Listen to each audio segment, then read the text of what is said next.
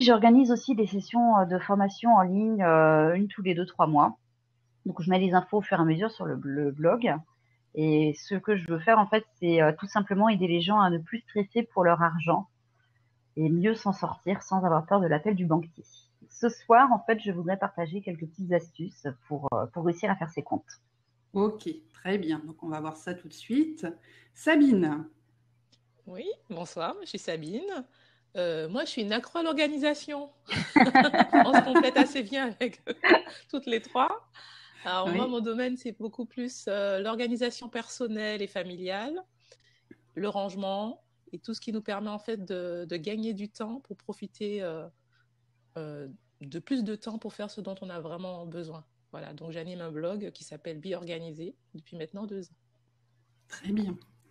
Et donc, Et moi, je aujourd'hui, je suis... vous parle en fait, je vous parle du premier outil qui est pour moi essentiel pour l'organisation et qui est le calendrier.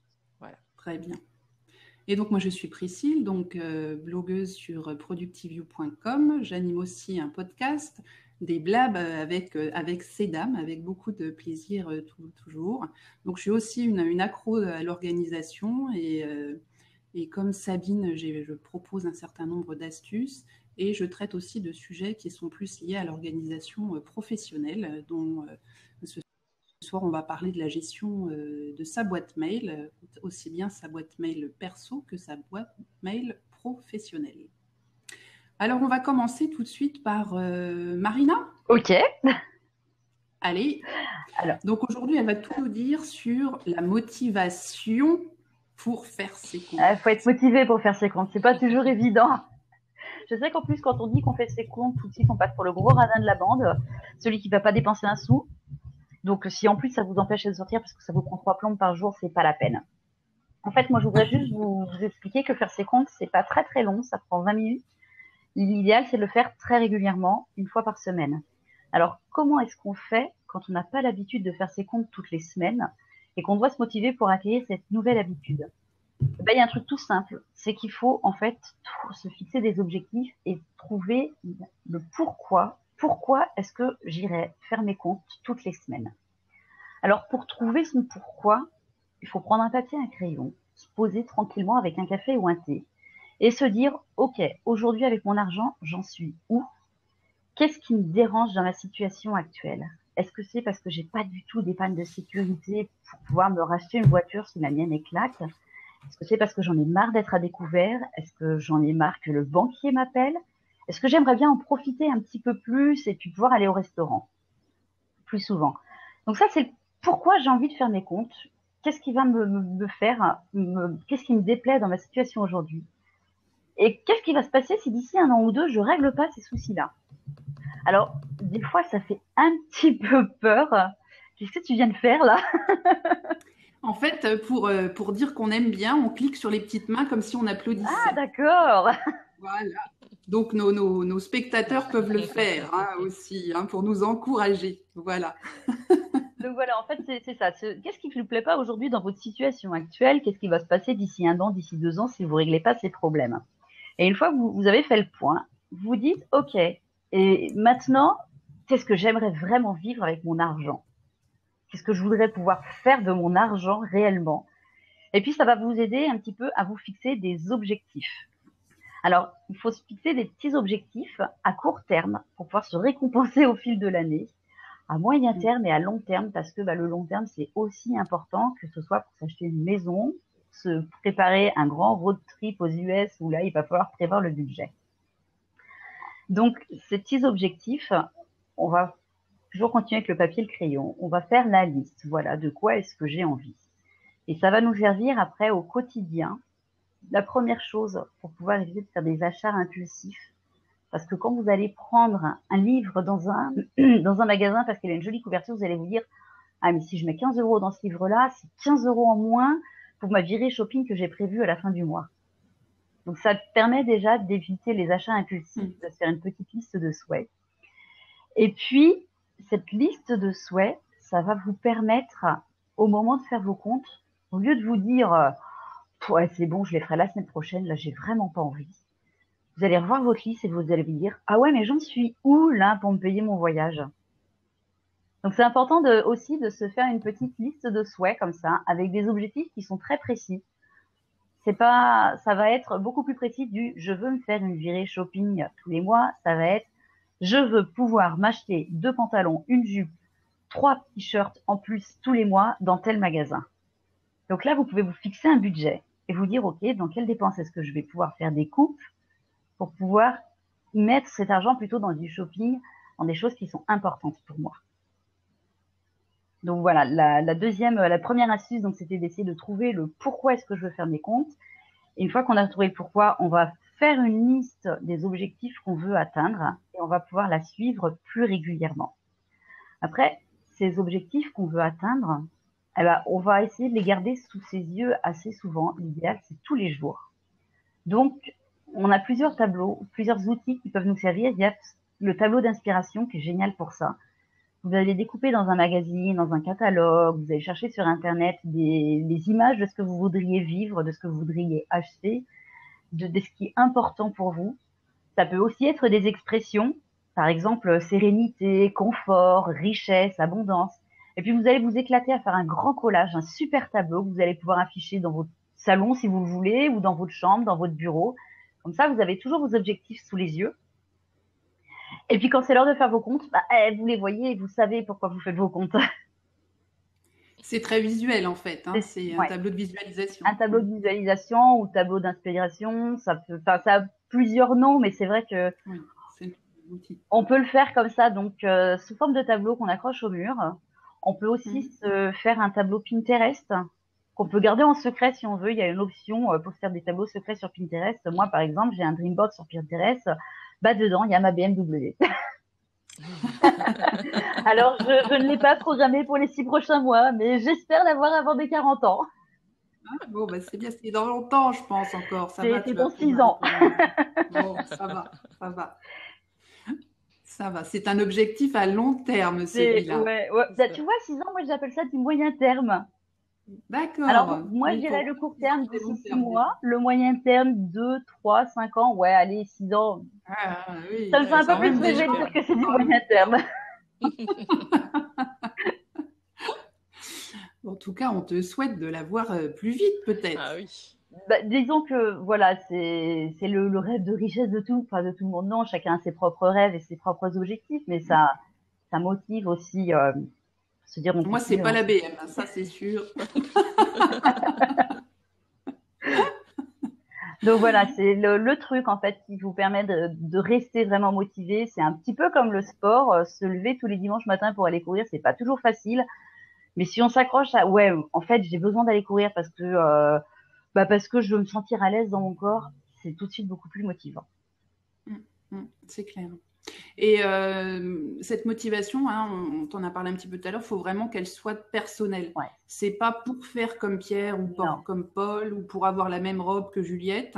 Il faut vraiment, vraiment que ce soit beaucoup plus profond et que ce soit ancré en nous. C'est comme tous les objectifs du reste. Si ça vient de l'extérieur, on a toutes les chances que ça marche pas du tout. Effectivement, on va pas se dire je veux mieux gérer mon argent pour m'acheter une BM parce que le voisin il a une BM, ça ne sert à rien. Par contre, je veux mieux gérer mon argent parce que aujourd'hui je me sens insécure, j'ai pas assez d'argent de côté pour me sentir à l'aise. Là, ça touche au confort, ça touche à vraiment une valeur personnelle et ça va vraiment impacter vos actions. C'est clair. Très bien. Est-ce qu'on a des questions de nos auditeurs visionneurs sur la partie motivation? Comment est-ce que vous faites, vous, pour vous motiver? Si vous voulez échanger avec nous, surtout, n'hésitez pas. Comme je l'ai dit tout à l'heure, en mettant dans la petite case en bas « Send a message », qui veut dire « envoyer un message », un petit slash avec un Q et puis ensuite votre question. Comme ça, on va pouvoir vous voir tout de suite les questions. Donc surtout, n'hésitez pas si vous voulez réagir sur ce sujet de Marina, l'accro du budget. Et Marina, donc, entretient un groupe comment on peut dire, un atelier où on peut s'inscrire pour recevoir ces bons conseils. Donc moi, j'ai eu l'occasion de le suivre il y a quelques temps et je vous confirme que ce sont vraiment des bons conseils. Et on a vu rapidement dans le groupe Facebook privé que tu animais que certaines personnes, en très peu de temps, en fait, arrivaient à faire des vrais miracles avec leur compte. Le truc, c'est que on nous apprend pas à faire nos comptes aujourd'hui. On nous l'apprend pas à l'école, on n'en parle pas avec nos parents, on n'en parle pas avec nos amis, à part pour dire que c'est la crise, on a découvert, donc c'est normal. Mais voilà, on peut vraiment s'en servir. Une fois qu'on a des outils simples, ça permet de remettre les choses à plat. C'est pas toujours évident. Mais bon, ça peut faire des miracles quand on se rend compte qu'on peut mieux gérer son budget. Ah, on a Cécile qui s'est connectée. Bravo, Cécile. Et puis, on a Nan qui nous dit que l'atelier de Marina a été un vrai déclic pour elle. Et je pense pour beaucoup de personnes, parce qu'avec des outils très, très simples, surtout quand on n'a jamais eu de base du tout de faire ses comptes, on découvre très rapidement que l'on peut économiser très, très vite, se remettre d'un découvert assez rapidement, et puis on apprend comment est-ce que ça peut aller de mieux en mieux, et puis on peut économiser et mettre de l'argent de côté pour ces grands projets à court, moyen ou long terme. C'est intéressant ce que dit Nan, elle dit j'ai fini la technique de l'autruche. C'est vrai que c'est un petit peu difficile parce que voilà, on passe de oui bon bah c'est pas très grave, je vais laisser le courrier s'accumuler, je verrai ça plus tard. Et là on affronte vraiment la réalité en face. Des fois ça fait mal et des fois on se dit ok bon bah moi ce que j'ai toujours c'est ça c'était avant. Oui, vous avez peut-être fait des erreurs parce que vous ne saviez pas comment faire. Mais voilà, ça sert à rien de culpabiliser, ça sert à rien de se stresser pour ça. Maintenant, vous allez reprendre les choses du bon côté et vous allez vous en sortir. Très bien. Et généralement, on se rend compte qu'on a beaucoup plus, entre guillemets, beaucoup plus d'argent qu'on ne le pense en fait. Parce qu'en fin de mois, on se dit ah non, je peux pas me permettre. Et en faisant son budget en le suivant, on se rend compte qu'on peut dégager beaucoup plus d'argent qu'on ne le pense. Je pense que c'est important, c'est de prioriser ses envies et ses besoins. Parce que moi, je l'ai vu personnellement, quand tu gères pas vraiment ton budget, quand tu fais pas attention à ton budget, tu vas dépenser à droite, à gauche, sans vraiment prioriser.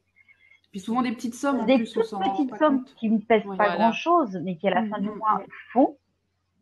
Et puis finalement, quand on se dit voilà, quand on se fixe un objectif en se disant bah non, moi je veux vraiment me faire plaisir avec ça, les petites sommes à droite à gauche, on va les éviter en disant non, c'est pas important, je m'en occupe pas pour l'instant. Exactement, exactement. Très bien. Bon bah écoute, merci beaucoup Marina. Alors on va passer à un sujet qui est plus pro entre guillemets, qui est la gestion de la boîte mail, qui fait peur à tout le monde, la gestion de la boîte mail, parce qu'elle est toujours archi saturée. C'est ça. Alors que ce soit la boîte mail on la déteste. C'est toujours le même cauchemar. Et c'est vrai qu'il y a ce flot incessant, et que ce soit donc à la maison ou au bureau, voilà, on sait rarement comment s'en sortir. Donc aujourd'hui, je vais vous parler de Inbox 0. Alors Inbox, c'est la partie du mail qui est les mails en arrivée, la réception des mails. L'objectif, c'est 0. Alors, c'est un objectif, peut-être à court terme. L'idée, c'est pas de se dire toute la journée, j'ai inbox 0. Sinon, ça veut dire qu'on passe toute sa journée sur sa boîte mail et dès qu'il y en a un, tac, on le prend et puis on le traite. Donc, c'est pas du tout le but du jeu, puisque dans normalement une vie de travail, une journée de travail normale, checker ses mails 3-4 fois, sauf si on est évidemment dans un service client qui traite des mails toute la journée, mais sinon en 3-4 fois par jour, c'est largement suffisant pour suivre sa boîte mail. Donc l'objectif, c'est plutôt de se dire on va travailler à ce qu'il y en ait le moins possible et peut-être arriver à 0 quand même de temps en temps, puisque quand on va la purger, on n'a pas toutes les minutes en général un mail qui tombe. Et puis sinon, on peut se mettre des petits objectifs intermédiaires, comme disait Marina tout à l'heure, peut-être de dire en fin de semaine, j'essaye de n'avoir que 5 mails, par exemple, ou en fin d'après-midi, ou d'autres personnes disent juste la taille d'un écran et pas plus, alors pas en écrivant tout petit, mais pas plus de mails qui traînent dans ma boîte mail. Alors, comment est-ce qu'on peut faire tout ça ? Alors, la première étape, si on a beaucoup de mails, ça va être de purger sa boîte mail. Pour commencer sur une base saine, parce que si on arrive déjà et qu'on en a 3000 ou 800, ça devient tout de suite très compliqué. Alors là, on a 3 techniques. La première, c'est soit on se dit, je coupe ma connexion, je travaille hors connexion et je vais tout faire pendant, je ne sais pas, une journée pour nettoyer ma boîte mail. Ça, c'est quand même très long et très fastidieux, mais c'est faisable. Personnellement, quand je m'y suis mis il y a quelques années, c'est ce que j'ai fait. L'autre technique qu'un de mes collègues a fait, il a pris toute sa boîte mail un jour en rentrant de vacances, où il avait beaucoup de mails, forcément, quand on rentre de vacances, et il a tout mis à la poubelle. Et puis il m'a dit, de toute façon, si c'est urgent, ils me réécriront. C'est pas bête. Et en fait, ça lui a même pas posé plus de problèmes que ça, parce que bon, il avait un message d'absence, donc ouais, il était en vacances, donc de toute façon, les gens, ils l'ont relancé. Et puis donc, c'est arrivé au fil de l'eau, et puis il n'a pas passé les 4 premiers jours de son retour de congé à nettoyer sa boîte mail. C'est quand même assez astucieux. Bon, après, c'est quand même un peu délicat, il faut faire quand même un peu attention. Voilà, exactement. Et puis donc, la troisième solution, qui est peut-être la plus saine, entre guillemets, c'est de se créer un répertoire, on va dire mail en attente de tri, par exemple, et puis on les met tous dedans, d'un coup, comme ça notre inbox, il est bien vide. Et puis petit à petit, on se fixe la tâche, je ne sais pas, tous les jours, d'y passer 20 minutes, 30 minutes à purger cette boîte mail. Voilà, donc ça c'est la première étape, on va dire, pour déjà arriver sur un écran de réception de mail vide ou presque. Ensuite, comment est-ce qu'on peut éviter de recevoir trop de mails? Parce que c'est bien de la purger une fois, mais on en reçoit quand même beaucoup. Alors surtout dans la vie privée, on reçoit souvent tout un tas de newsletters, de publicités, de choses et d'autres qui nous inondent toute la journée, toute la semaine. Donc on peut déjà faire une opération de désabonnement des newsletters qui ne nous intéressent plus. Il y a des choses qui nous ont intéressés il y a quelques années, maintenant ça ne nous intéresse plus, donc il faut le faire. Alors c'est long et fastidieux, ça je le reconnais, parce qu'il faut prendre chacun des mails. On va tout en bas où c'est écrit tout petit, où c'est marqué « Désabonnez-vous » généralement. Et puis là, on va cliquer, il y a 2-3 opérations à faire souvent. Voilà, donc ça, c'est quand même assez long, mais c'est nécessaire malheureusement pour se désabonner. Et en plus, ça ne marche pas toujours.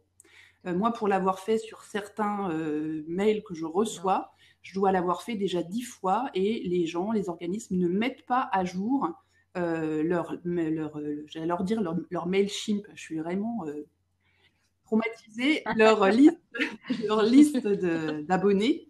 Et puis du coup, on continue à en recevoir. C'est extrêmement pénible. Moi, j'ai même déjà écrit à certains organismes, mais ça continue malgré tout. On peut aussi, pour les abonnements que l'on veut conserver, les regrouper tous et ne recevoir qu'un seul mail. Alors moi, j'utilise un outil qui s'appelle Close2Shop, donc c'est une application. J'ai écrit d'ailleurs un petit article sur la gestion des réseaux sociaux récemment sur mon blog où j'explique comment fonctionne Close2Shop. Donc en gros, Close2Shop vous fournit une adresse par site que vous voulez ou sur lequel vous voulez rester abonné. Et c'est une adresse qui est anti-spam, entre guillemets. Et donc, on remplace son adresse normale, Orange ou Gmail ou autre, par cette adresse Close2Shop. Et on va recevoir une fois par jour un mail avec toutes les newsletters qu'on voulait garder. Donc, on a 7, 8, 10, 20 en fonction de ce que vous avez, mais c'est sous forme d'un seul mail. Donc déjà, ça réduit la taille. Alors, l'utilisation n'est pas forcément toujours très aisée. On a certains sites qui proposent à côté du tout petit bouton « Se désabonner », modifier les préférences, et là, on peut changer l'adresse mail. Il y en a certains qui ne le proposent pas, donc dans ce cas-là, il faut se désabonner, se réabonner, c'est un petit peu long.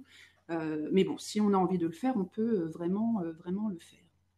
Donc voilà, donc Close2Shop, il y a aussi un autre outil qui s'appelle Unroll.me, qui fonctionne exactement de la même façon. Ensuite, quand on s'abonne ou quand on va acheter sur un nouveau site marchand, souvent, quand on crée son compte, on a des petites cases en bas à cocher, je veux bien recevoir les trucs des partenaires, je veux pas, etc., etc. Donc là, il faut être super vigilant. Parce qu'il y en a certains, il faut cocher pour les recevoir, d'autres, il faut décocher pour les recevoir. Enfin, il faut lire, parce que de l'un à l'autre, franchement, ça change. Et c'est comme ça que du coup, on va se retrouver avec tout un tas d'autres mails, d'autres sociétés qu'on ne connaît ni d'Ève ni d'Adam, qui vont venir polluer notre boîte mail, notamment la boîte mail personnelle. Donc là encore, il faut faire attention. Bon, après, c'est vrai qu'en France, le sport national, c'est quand même de vendre nos adresses à droite, à gauche. Il faut quand même être clair là-dessus. Et puis du coup, vous recevez des choses sans arrêt, donc c'est assez pénible. Donc ce qu'il faut faire, c'est les mettre directement dans les spams. Comme ça, après, quand elles vont arriver, elles vont tout de suite se mettre dans les spams. Et puis vous, votre boîte mail, elle va rester nickel. Voilà. Donc là, on en est donc sur les premières étapes, je dirais, pour purger la boîte mail et puis éviter qu'il y en ait trop qui arrivent comme ça sans arrêt. Ensuite, on va s'attaquer au vif du sujet. Comment est-ce qu'on trie ces mails au fur et à mesure qu'ils arrivent, hein. Donc là, on est au travail, par exemple. Toute la journée, on a des mails qui vont arriver. Donc, une chose à faire, c'est d'automatiser au maximum le classement des mails. Si vous recevez dans votre entreprise des mails de la com, des choses automatiques quasiment, hein, pour vous annoncer l'arrivée de quelqu'un ou des informations sur la météo ou je ne sais pas quoi, vous pouvez créer un petit répertoire. Et puis, dans tous les outils d'email, il y a la possibilité, en fonction de l'expéditeur d'un mail, de le classer automatiquement dans un répertoire. Donc, vous faites ça, par exemple, pour vos newsletters ou les choses qui ne sont pas très urgentes, je dirais, que vous n'avez pas forcément besoin de voir tout de suite en face de vous quand vous ouvrez votre boîte mail. Ensuite, on va se créer d'autres répertoires. Donc, moi, par exemple, j'ai un répertoire qui s'appelle « À traiter aujourd'hui », dans lequel je vais mettre les mails que je dois absolument traiter dans la journée et qui vont me demander un petit peu de travail, mais qui sont quand même urgents. J'ai un autre répertoire qui s'appelle « À traiter plus tard ». Donc là, c'est pareil, c'est pour les mails que je ne peux pas traiter dans la seconde, qui ne sont pas très urgents. Donc, je les mets à traiter plus tard et je vais les transformer ensuite en tâches dans mon agenda pour ne pas oublier quand même de les traiter. On peut avoir aussi un répertoire qu'on va appeler à lire un jour ou un jour peut-être, enfin un truc, voilà. Vous avez vous voyez que vous recevez un PowerPoint de 300 pages du marketing qui vous fait la récap de toute l'année dernière. C'est pas forcément urgent dans votre métier tout de suite. Vous n'avez pas forcément le temps de lire 300 pages, donc vous le mettez là et puis donc vous le lirez un jour quand vous aurez un petit trou dans votre agenda ou un gros. Ou jamais. Ou jamais. Alors, un outil extrêmement utile aussi, hein, c'est la corbeille. Parce que tous les mails, une fois qu'on les a lus, qu'on n'en avait rien à faire, on vire. Hein, c'est pas la peine de les entasser. Parce qu'il faut savoir quand même que quand on garde ces mails et qu'on les stocke, même si c'est du virtuel, ça coûte de l'électricité et ça coupe des arbres exactement comme si on les imprimait. Donc, il faut y penser. Et puis enfin, il ne faut pas hésiter aussi à avoir un endroit où on va classer les mails, archiver les mails une fois qu'on les aura traités, répondus, enfin voilà. Donc là, plusieurs techniques. Il y a des gens qui classent en vrac. Ils ont une grande boîte, classement, archives, ils mettent tout n'importe comment. On a quand même maintenant dans les outils des mails des fonctions de recherche extrêmement puissantes, ce qui fait que ça se retrouve généralement assez vite. Et puis d'autres un peu plus torturés dans leur tête, genre moi, où j'ai vraiment par client, voilà, j'ai tous mes petits mails par torturé client, aussi. par machin. Voilà, bon après on fait comme on le sent, hein, mais le but c'est qu'une fois qu'ils sont traités, hop, voilà, on les range. Moi je fais des dossiers dans les sous-dossiers, dans les sous-dossiers, où je copie même mes mails envoyés. Bienvenue à bord. Alors après, quand on reçoit nos fameux mails, on décide d'avoir, je ne sais pas, 3-4 fois par jour, on va lire ces mails, et puis on y accorde 30 minutes, par exemple, dans son agenda. Donc pendant ces 30 minutes, qu'est-ce qu'on va faire? On va ouvrir chaque mail, mais pas tous l'un derrière l'autre. On va l'ouvrir et on a la technique du one click, c'est-à-dire on ouvre un mail, et on ne va pas le refermer pour lire le suivant sans rien faire. On va tout de suite décider de ce qu'on lui fait à ce mail. Donc, soit on le lit tout de suite, c'est pas très long, et puis on n'a rien à faire d'autre, donc soit on le détruit, soit on le classe. Soit on se dit, je peux répondre tout de suite, ça va me prendre moins de 2 minutes, et là, on répond tout de suite. Et la réponse qu'on envoie, on ne l'envoie pas dans son inbox. On le classe automatiquement. Dans tous les outils mail, vous avez la possibilité de choisir où vous mettez la réponse. Donc, l'idée, c'est pas que ça revienne dans votre inbox, c'est que ça aille, c'est classé, vous avez répondu. Donc, vous pouvez le mettre dans les classés. Ou alors, vous le laissez dans les envoyés, mais vous ne le faites pas revenir dans votre inbox, parce que sinon, ça ne sert à rien du tout. Si la tâche, ça va être plus longue que 2 minutes, donc si elle est urgente, vous allez la mettre dans un répertoire à traiter en urgence dans la journée. Ou si la tâche peut attendre un petit peu, vous allez la mettre dans votre répertoire à traiter un petit peu plus tard. Et puis, comme ça, vous avez la possibilité de le transformer en tâche et de l'intégrer dans votre agenda ou dans votre to-do, comme vous avez l'habitude de faire. Et puis, comme tout à l'heure, si c'est juste de l'information, que c'est long à lire, etc., vous allez le mettre dans la zone plus tard, un jour, jamais, comme comme vous voulez. Voilà. Mais donc, c'est vraiment hyper important, hein. On ouvre un mail et tout de suite, on décide de ce qu'on peut faire.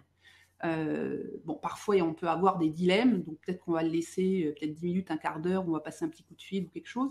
Mais il faut vraiment qu'on...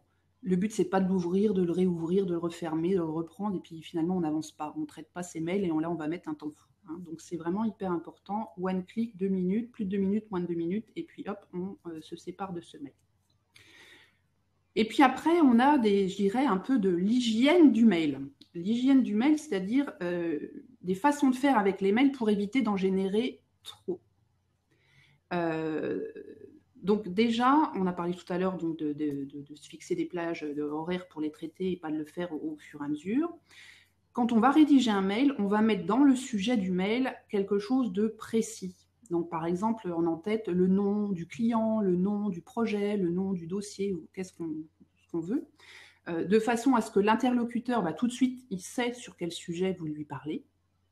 Vous allez pouvoir ensuite, quand vous aurez la réponse, de la même façon, voir tout de suite de quel sujet on parle. Donc, ça évite de devoir rouvrir, chercher, quand on veut classer ou retrouver dans ses archives. Si on n'a pas le nom comme ça qui nous saute à l'œil, on perd beaucoup de temps. Et parfois, moi, je sais que je vois beaucoup dans mon entreprise des trucs qui commencent par et puis après, c'est problème X. Oui, mais ça ne te dit absolument pas quel sujet c'est. À chaque fois, il faut réouvrir le mail pour savoir de quoi ça parle. Donc, on perd vraiment beaucoup de temps comme ça. Donc, un sujet court, précis, qui va donc aider au tri et à la réponse. Le texte de votre mail aussi, il doit être court et précis. On n'est pas là pour faire une thèse. Ce n'est pas le but du mail. Hein. En général, c'est pour demander des informations, donner des informations, poser des questions. Donc là, pareil, sujet, verbe, complément, point. Hein. Quelques petites phrases. Il faut penser que la plupart des gens maintenant utilisent des smartphones. Sur les smartphones, vous ne voyez pas défiler les pages comme ça pendant des heures pour lire jusqu'au bout du mail. Personne ne le fait. Et donc, ne vous étonnez pas si après, on ne répond pas à vos mails s'ils sont trop longs. Les gens ne les lisent pas. Et puis, ils me disent « Ah oui, il m'appellera ». Voilà. Et puis, ça ne sert à rien d'avoir fait un grand mail. Donc, pensez aussi à ça. C'est très, très important. Et on va privilégier les mails plutôt pour des informations classiques, le téléphone pour des urgences, et puis le contact visuel si ce sont des sujets sensibles ou des mauvaises nouvelles. On n'annonce pas des mauvaises nouvelles sur un mail, jamais. Hein. Parce que déjà, on ne sait pas dans quel état d'esprit la personne elle va être en face. Elle peut être en train de, je sais pas, avec de la famille, si elle apprend une mauvaise nouvelle, ou en voiture, ou je ne sais pas quoi, et ça peut être dramatique. Donc, dans les mauvaises nouvelles, on ne le fait pas par mail. Quand on écrit à quelqu'un, en destinataire premier, on ne met que celui à qui est vraiment destiné le mail. On ne met pas 10 personnes dans les destinataires directs, parce que vous êtes sûr que tout le monde va se dire, l'autre va répondre. Hein? Il y en a 4, vous posez une question, tout le monde va se dire non mais c'est bon, lui il va le faire, et puis à la fin, vous n'avez jamais votre réponse. Hein, ça marche à tous les coups l'affaire. Hein. On se dit non mais de toute façon il y a bien un qui va le faire, mais ce ne sera pas moi. Du coup, c'est personne. Donc on écrit vraiment une personne bien distincte. Et puis si vraiment il faut mettre plusieurs personnes dans ce mail en destinataire direct, peut-être que dans le mail, on peut rappeler en disant un tel, je veux attendre ça de toi, et puis toi, j'attends cela de toi. Comme ça, c'est précis, les gens savent ce qu'ils ont à faire. Et puis en copie, on met que les personnes qui ont vraiment besoin de l'information. Ça ne sert à rien de mettre la terre en copie. Ils ne vont pas lire, de toute façon, ça va juste encombrer les mails. Oh, il faut être poli aussi. Hein. Bonjour, merci, au revoir. Ça ne mange pas de pain. Si on attend une action du destinataire, il faut lui dire, voilà, j'attends ça. Et puis lui dire pour quand. Comme ça, lui, il peut le planifier dans son agenda, se faire une tâche sur sa to-do. Parce que si vous ne lui dites pas, j'attends ça, pour lui, il va se dire, dans 3 semaines, c'est bon. Et là, la réponse, elle ne va jamais arriver. Alors, autre petite chose sur la rédaction des mails, on évite les caractères fantaisistes. Le comique, ça ne va pas du tout dans les mails. Les trucs en couleur. Alors, des fois, il y a des gens qui écrivent avec des couleurs, avec des tailles comme ça, vous savez, quand ils sont en colère. Alors, ça veut dire vraiment qu'ils sont en colère. Hein. C'est comme s'ils criaient après les gens en majuscules avec 12 000 points d'interrogation. Enfin, non, ça ne se fait pas. On reste courtois. Si on met des images dans ces mails, et pour éviter que les gens vous renvoient le mail en disant « Ah, je ne vois pas la pièce jointe », enfin, voilà. On fait attention. Des fois, quand on met une photo, elle ne tient pas vraiment dans le cadre. Donc, il faut scroller à droite, à gauche pour voir la photo. Si on est sur un smartphone, ça ne se voit pas. Donc, les gens vous disent « Ah, tu peux me renvoyer la pièce jointe ?» Ça ne sert à rien. Donc, faites attention. Et si vous avez un doute, vaut mieux faire une pièce jointe qui va s'ouvrir partout, même sur les smartphones maintenant. Ce sera quand même beaucoup plus simple. Voilà. Et puis, pensez aussi que le téléphone, ça existe toujours. Et que parfois, il vaut mieux 5 minutes au téléphone que 20 échanges de mails totalement improductifs. Et puis, dernière petite chose, quand vous envoyez vos vœux, quand vous recevez une annonce de départ en retraite, de naissance, etc., ne faites pas répondre à tout le monde. Et voilà. Hein, là, parce que là, ça y est, et puis on n'en sort plus. Hein. Donc, ça sert à rien. Donc, évitez, voilà, et ça évite d'encombrer la boîte mail des autres et par là même la vôtre. Voilà pour la gestion des mails. J'espère que vous avez appris 2-3 petites choses, que ça va vous servir. Non, personne. Bon, ils n'ont pas l'air... Si, alors moi déjà mardi, je vais arriver au bureau, je vais tout supprimer. Alors, non. Il y a Cécile qui dit « Pourquoi utilises-tu l'envoi dans Evernote ?» Alors, je ne sais pas. Alors, moi, j'envoie des mails dans Evernote, effectivement, quand je veux les garder. Mais peut-être que Cécile, tu pourras peut-être préciser ta question. Moi, quand je prends un mail que je veux conserver ou une newsletter que je veux garder dans mon Evernote, effectivement, je me l'envoie sur mon adresse Evernote et ça me crée directement une note. Je ne sais pas, Cécile, si je réponds à ta question. Voilà. Alors, on a une autre question sur les CCI. Ouais. De Cécile. Un collègue préconise les CCI pour éviter les réponses à tous et je ne comprends pas l'intérêt de cette fonction. Alors, CCI, c'est effectivement, quand on écrit un mail et on met personne en destinataire direct ni en copie, on le met en copie cachée, ce qu'on appelle la copie cachée, CCI. Et effectivement, quand on met CCI, même si on fait répondre à tous, en fait, il n'y a que l'expéditeur qui le voit. Normalement. Alors, à tester, parce que je sais que sur certaines boîtes mail, ça se voit quand même. C'est bon savoir ça. Nous, on a Lotus, et en principe, sur Lotus, on ne voit pas. Hein, on ne peut répondre qu'à l'expéditeur. Mais à tester quand même, parce que ça ne marche pas toujours. Et ça évite aussi que les autres destinataires voient qui est votre adresse mail. Voilà. Donc ça, effectivement, au niveau professionnel, c'est utilisé dans tout un tas de cas. Pareil, si vous avez une newsletter à envoyer, parfois on fait des rattrapages de newsletter ou autre chose comme ça. Vaut mieux, si on le fait directement de sa boîte mail, sans passer par un outil de gestion de ses mails, vaut mieux les mettre en copie cachée pour éviter, parce que tout simplement l'adresse mail c'est quand même une adresse personnelle, et pour éviter de faire connaître à tout le monde les adresses mail des petits copains, quoi, hein, ça ne se fait pas. Voilà. D'ailleurs, je devrais dire ça au directeur de l'école de mon fils, qui nous envoie régulièrement des mails. Et donc, tu récupères les adresses mail de tout le monde. Alors là, complètement. Tout à fait. Voilà. Et c'est comme si, en fait, on donnait le numéro de téléphone à tout le monde. Hein. C'est exactement le même principe. Voilà, Cécile, j'espère qu'on a répondu à ta question. Alors, on a gardé le meilleur pour la fin. Et donc, Sabine va nous parler du calendrier. Nous t'écoutons, Sabine. Oui, tout à fait. Alors, je voudrais vous parler donc du premier outil de base pour s'organiser, selon moi. Si on doit en choisir qu'un seul, ça sera le calendrier. Parfois, on parle d'autres outils, de classeurs, etc. Mais on n'a besoin que d'un calendrier. Le plus simple possible, c'est le mieux. En fait, le calendrier, ce sera vraiment votre assistant pour toute l'année. Donc, en fait, il faut toujours l'avoir avec soi. Donc, la première chose, c'est de choisir son calendrier. Il y en a des tonnes. Vous avez vraiment le choix sur le marché actuellement. Mais ce choix va vraiment dépendre de vos préférences et de vos objectifs, si vous avez beaucoup de choses si vous souhaitez noter, etc. Des préférences, pourquoi ? Parce que si, par exemple, vous vous baladez toujours avec votre téléphone, il sera peut-être plus simple d'avoir un calendrier électronique. Comme ça, vous avez au moins, comme Comme ça, vous êtes sûr de l'avoir toujours avec vous. Moi, mon téléphone, je le perds tout le temps. C'est impossible, Jamais ça. dans Comment quelle tu pièce il fais? est. Alors, je te jure, je ne sais jamais. Heureusement que j'ai ma fille qui me cherche mon téléphone tout le temps. Ah, moi, Et c'est tout le ça, temps, Philippe, maman, j'ai elle a fait perdu là, son le téléphone. téléphone. Descends.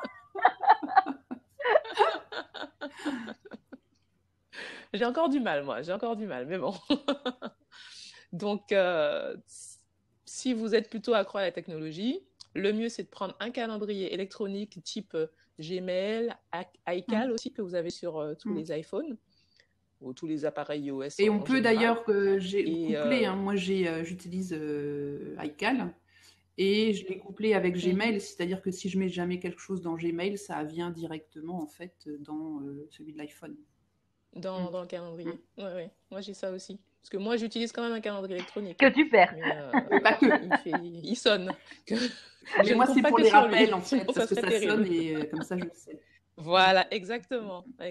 C'est ce que j'avais expliqué, en fait. Donc, ce qui vous permet, en fait, d'avoir un calendrier Gmail, iCal ou Outlook que vous pourrez synchroniser sur différents supports, que ce soit sur votre ordinateur, sur le téléphone, si vous avez une tablette, etc. Donc, c'est vraiment très pratique. Si vous êtes plutôt papier, comme moi, là, vous avez le choix. Vous avez des calendriers. Il faudra vraiment analyser pourquoi vous avez besoin de ce calendrier. Est-ce que c'est juste pour vous? Est-ce que, par exemple, vous en avez besoin pour le partager avec votre famille? Alors, à ce moment-là, est-ce que c'est pour juste le mari? Est-ce que c'est pour également les enfants? Alors, les enfants, ça va être un peu plus compliqué s'ils sont petits de leur donner un calendrier sur le téléphone. Mais, par exemple, moi, mon calendrier, effectivement, je le partage avec mon époux. Donc, on a un calendrier partagé. Je lui envoie une invitation à chaque fois qu'il doit être au courant. Je suis sûre qu'il l'utilise. Vous avez aussi l'option calendrier mural. J'en ai pas là. Vous avez des petits calendriers comme ça. Vous pouvez prendre, que vous affichez sur le frigo. Et vous notez, par exemple, tous les événements au fur et à mesure. C'est très pratique pour les enfants. Comme ça, tout le monde sait dans la famille les prochaines activités. Vous pouvez noter les activités extrascolaires, ce qu'on va manger, etc. Comme ça, c'est pratique quand vous avez des enfants. On avait essayé avec mon époux, ça n'a pas trop marché, il ne regardait jamais. Donc, on est passé plutôt à l'électronique. Lui, il reçoit sa petite alerte. Comme ça, je peux même lui dire quand il doit sortir la poubelle. Moi, c'est assez pratique. Quand les enfants étaient petits, on avait un calendrier mnémoniaque. Voilà, et alors, il y a des petits autocollants qui disaient pour avec le petit train, c'était les vacances ou l'avion, je sais plus. C'était un rendez-vous chez le médecin. Il y avait une petite infirmière, etc. Et du coup, c'est vrai qu'ils arrivaient à se repérer comme ça sur le calendrier avec les petits autocollants. Alors, c'est assez pénible pour la maman d'aller coller les petits autocollants, mais c'est vrai que pour les enfants, c'est assez joli. Et puis, ils regardent. Peut-être pas le mari, mais les enfants. Et les enfants demandent. On avait essayé le mémoniaque, mais elle est encore petite, donc nous, on utilise une poutre du temps. Ah, c'est bien ça, la poutre du temps. Ouais, c'est génial. Et je l'utilise, elle a 4 ans et demi, donc c'est pas encore le côté carré, ça lui allait pas. Donc la frise, elle sait exactement à quel jour on est. Effectivement, je m'amuse à faire des petits dessins pour qu'elle sache les jours où il y a l'école, le jour où il y a papy, mamie.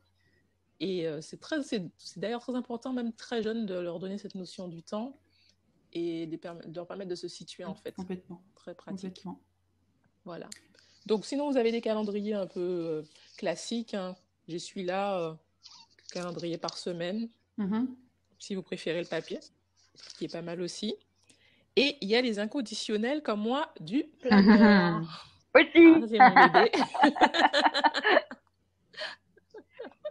Marina aussi fait partie du clan. Oui, le planeur et maintenant des bullet journal aussi. En fait, j'essaye tout. C'est ça. Je pense que c'est un peu la passion qui veut ça. On essaye un peu tout. Et donc, mes outils, c'est donc ce planeur plus le calendrier électronique. Parfois, je me mets des rappels. Ça peut aider. Et en fait, dans mon calendrier, je l'utilise beaucoup plus jour après jour, en fait, pour préparer ma journée jour après jour. Donc voilà. Donc qu'est-ce que vous allez écrire dans votre calendrier concrètement? C'est important d'en avoir. Vous avez choisi l'outil qui vous correspond le mieux. Vous allez pouvoir noter tout plein de petites choses, que ce soit les dates d'anniversaire, les dates de vacances scolaires. Et le mieux, c'est de le faire pour l'année. Comme ça, vous êtes tranquille. Vous n'avez pas à vous revenir dessus Tout est là, vous n'avez plus à vous en embêter. Vous notez les dates des vacances, des enfants, le planning des activités extrascolaires s'il n'est pas forcément toutes les semaines. Les rendez-vous médicaux, dès que vous en avez un, le but c'est vraiment de le noter tout de suite. Que ce soit vos voyages professionnels, les rendez-vous récurrents. Si vous savez que vous allez chez le coiffeur tous les 3 mois, allez, tous les 3 mois, le jeudi. Vous le notez, même si après il y aura peut-être du changement, c'est pas ça peut arriver. Mais le but en fait avec un calendrier, c'est d'avoir une belle vue de votre planning sur la semaine ou sur le mois. Permettre en fait d'anticiper tout ce que vous allez avoir à faire et éviter de vous surbooker surtout. Voilà, donc vous pouvez tout noter, votre sport, si vous voulez noter les menus ou si vous notez. Le but c'est vraiment de noter tout ce qui va être important plus tard. Une cousine vous dit je vais me marier le 4 avril, vous le notez tout de suite, comme ça vous êtes tranquille. C'est clair. Donc comment être efficace avec son calendrier? Donc comme je disais, la première chose c'est de l'avoir avec vous tout le temps. Donc si vous perdez votre téléphone, ne prenez pas un calendrier électronique. Pareil, si vous savez que vous allez avoir votre planeur avec vous, vous en prenez un calendrier, c'est plus simple. Voilà. Après, si vous avez un calendrier mural, le mieux c'est d'avoir, comme le fait Marina, un petit bullet journal avec soi, un petit carnet où vous le notez et le soir, vous reportez l'information de calendrier mural. Comme ça, vous êtes sûr d'être tranquille, de ne rien oublier. Alors, le calendrier, il va falloir le consulter régulièrement. Alors, moi, je dis toujours, le soir avant de se coucher, on jette un coup d'œil à son calendrier, on regarde ce qu'il y a pour le lendemain. Si ça se trouve, le petit dernier, il a piscine, alors il faudra lui préparer son sac. Il y a une sortie d'école, il faut préparer le petit goûter. Même pour nous, on a sport, donc il faut penser à préparer son sac de sport. Donc vraiment, moi, avant de me coucher, je jette toujours un dernier coup d'œil. Et ensuite, le mieux, c'est de le regarder le matin. Après le café ou pendant le café, on jette un petit coup d'œil pour vérifier que tout est bien checké, que toute la famille sait bien ce qu'elle doit faire aujourd'hui. On peut même faire un petit point avec la famille pour savoir si tout le monde sait bien comment ça se passe. Et voilà, comme ça vous êtes sûr que vous passez une journée la plus sereine possible. Vous pouvez noter votre petite liste de courses, votre petite liste de tâches si vous avez des petites choses à faire. Voilà, normalement ça devrait vous faciliter la journée. Voilà. C'est clair. Et je conseille aussi de faire une revue par semaine. Aujourd'hui, on est dimanche, c'est également mon jour pour faire mon petit planning. Après notre petit blab, je vais me poser, je vais regarder tout ce que j'ai à faire cette semaine. Par exemple, alors un petit exemple classique, ma fille va à un anniversaire samedi. Donc, je sais concrètement que cette semaine, je vais être à la chasse aux cadeaux pour cet anniversaire. Donc, tu vas tout de suite le mettre sur ton calendrier. Voilà, donc c'est noté dans mon calendrier et il faut que je trouve le jour le plus propice pour le faire, que je me prévois un petit temps pour aller faire les magasins pour trouver le petit cadeau. Surtout en avance, parce que je déteste le faire la veille ou le jour même.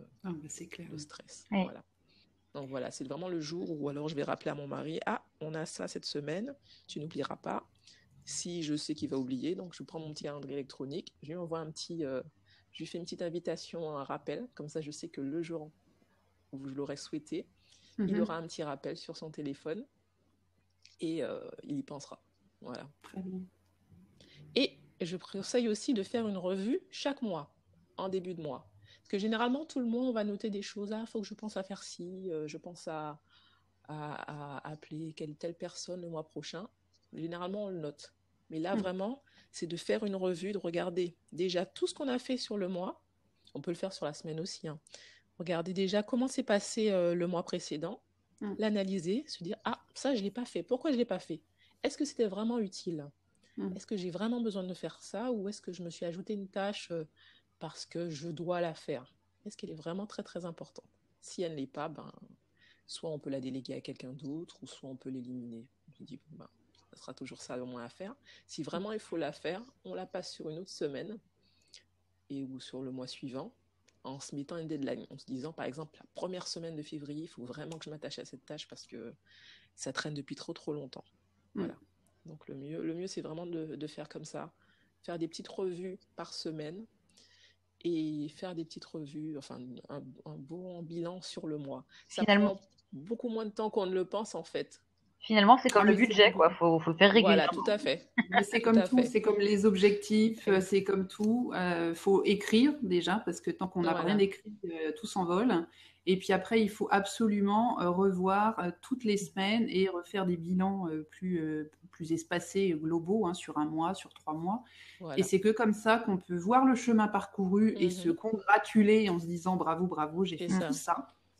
Et puis, les prochaines actions, c'est quoi et comment je m'y prends, etc. Donc, c'est Oui. vraiment... Quand c'est noté, c'est beaucoup plus concret. Et Mm. on se rend compte qu'on a beaucoup plus de choses. On a du mal de toute façon, à se féliciter pour ce qu'on fait. Et justement, moi, à la fin de ma journée, quand je vois ma liste de tâches et que je me rends compte que j'ai quand Ouais, même avancé dessus, je suis contente. ouais. Non, c'est clair, c'est important.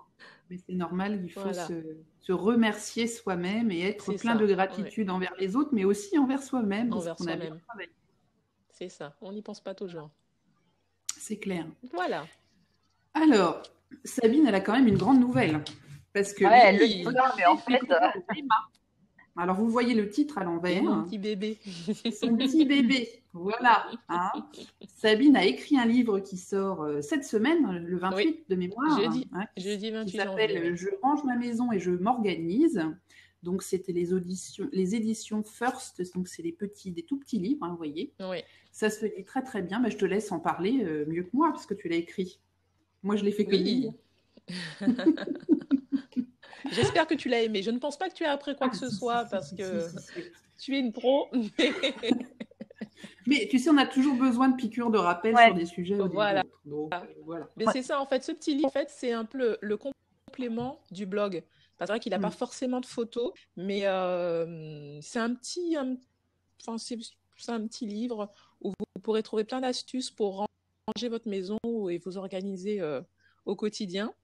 Et l'idée, c'est de l'avoir, toujours pas loin. En plus, il a un petit Ouais, c'est format, vrai que ça donc se met partout. il prend pas Non. de moi, place. Et alors, c'est du Il va pas vous concentré encombrer. d'organisation. Ouais. Hein, Et puis ça j'aime va vraiment beaucoup, Voilà, du droit à Dieu. c'est du résumé, hein. C'est vraiment de la base. Tout n'est pas forcément traité dedans, mais c'est déjà une bonne base quand on veut commencer à s'organiser. Mm.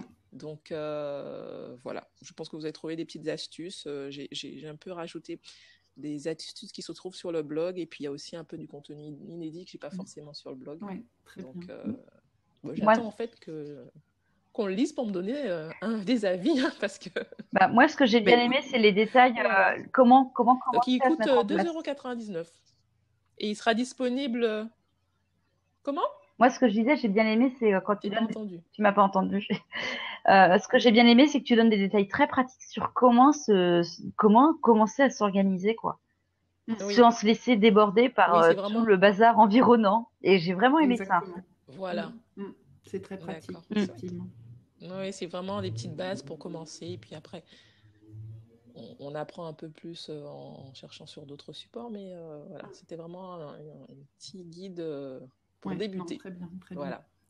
bien. Oui, Donc, il va pas être disponible en e-book pour le moment. Je vois que j'ai une question. il est sur Amazon. Il est disponible sur Amazon, à la Fnac, à Cultura et dans toutes les librairies et puis les supermarchés Oui. Également. Lola avait posé une autre question qui était sur la méthode KonMari. Donc, on fera on fera un blab ou un autre sujet sur les méthodes de rangement. Je pense vers le mois de mars, ça serait peut-être bien d'y penser, puisque au mois de mars, on a la journée internationale du rangement. Donc, on va peut-être pouvoir en profiter pour parler de la méthode KonMari. Personnellement, j'adhère à 300 000%. J'ai même écrit un article dessus sur mon blog, donc à voir. Oui, moi j'adhère totalement à cette méthode. Mais donc on y reviendra parce que là on pourrait faire un blab rien que sur Ah ça. oui, totalement. Et on a dit qu'on ferait quelque chose de pas très long et je pense qu'on est déjà un peu en dépassement, légèrement en dépassement. Bon, donc c'est bien. Donc le livre de Sabine, évidemment, très bientôt dans les bacs, mais on peut le prendre en précommande déjà, j'ai Sur vu. Amazon.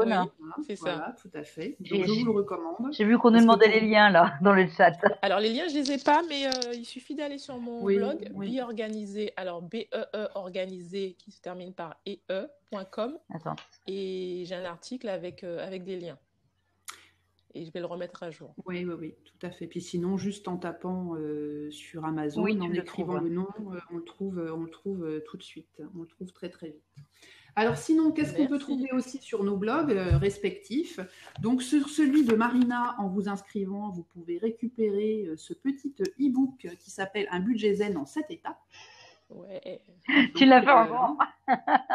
Non, je l'ai fait en format livret. Tu Ah, vois.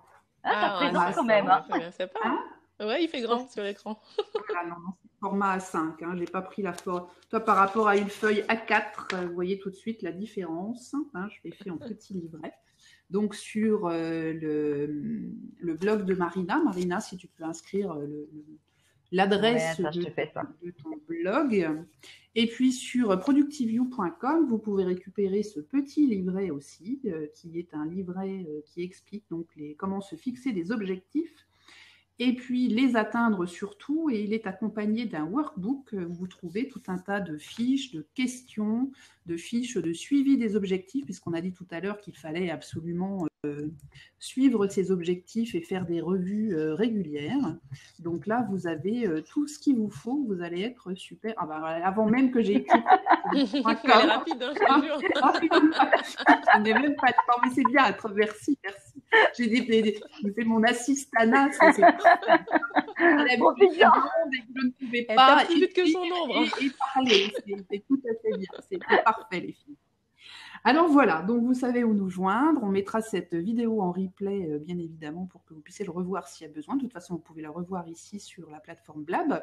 Et puis, en tout cas, mesdames, j'espère que c'était donc notre premier trio, puisqu'on avait fait déjà successivement un petit duo, hein, chacune. Donc maintenant, écoutez, j'espère qu'on pourra en faire des rendez-vous réguliers, peut-être mensuels. Hein, si ça l'intéresse le soir, pour pouvoir traiter d'autres sujets. Blab. Faut peut-être pas non plus abuser, pas encore, parce que j'ai encore beaucoup de mal à me loguer là. C'était la catastrophe là ce soir, n'importe quoi. Et donc comme ça, oui, ce serait quand même assez sympa qu'on puisse se retrouver régulièrement comme ça, à discuter de sujets et d'autres. Alors d'ailleurs, si vous avez des questions pour nos prochains Blab, n'hésitez pas à aller sur les pages Facebook, puisqu'on a toutes les trois donc des pages Facebook, que ce soit donc sur Productivio, l'accro du budget ou bien organisé, puisque nos pages Facebook s'appellent comme ça, pour poser des questions, suggérer des thèmes que vous aimeriez voir traités dans un prochain Blab. Ça pourra nous donner des idées comme ça, si jamais on en manquait. Je pense que ça devrait aller, on devrait s'en sortir, mais au cas où, des sujets un petit peu pointus, n'hésitez surtout pas. En tout cas, on espère que vous avez passé un bon moment avec nous. Ça m'a fait très plaisir. Mesdames, je pense aussi, les filles. C'était sympa. Oui, moi, j'aime bien découvrir comme ça. Ouais. Bon, oui, écoute, très sympa. Très bien, très bien. Alors, on vous dit à tous un grand merci d'être venus, et puis on vous retrouve prochainement. On va fixer rapidement une date toutes les trois. Ouais. Et puis peut-être que la formule du dimanche soir, c'est peut-être pas mal en fait, hein, finalement. Oui. Ça a l'air de convenir plutôt bien. Il y a du monde. Voilà. Merci à tous. Bonsoir à tous. Merci beaucoup. Bye bye. Bonne soirée. Ciao. Ciao. Ciao.